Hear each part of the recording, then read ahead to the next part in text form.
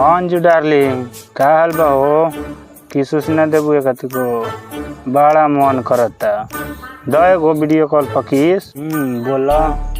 अरे साला हम तोर बियाह करे तू माल से बतियाता रे। तू बतियावे के बात कहता रह हम ये मालवा से शादियों करम। शादी के बात कहता रह हम जहाँ कहम वही शादी होबो। जाना अपन काम कर।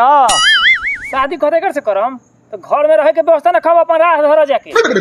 हम शादी करम ते करे से कर मंजू से न तो ईंटा से मार के अपन कपार फोड़ ले हम।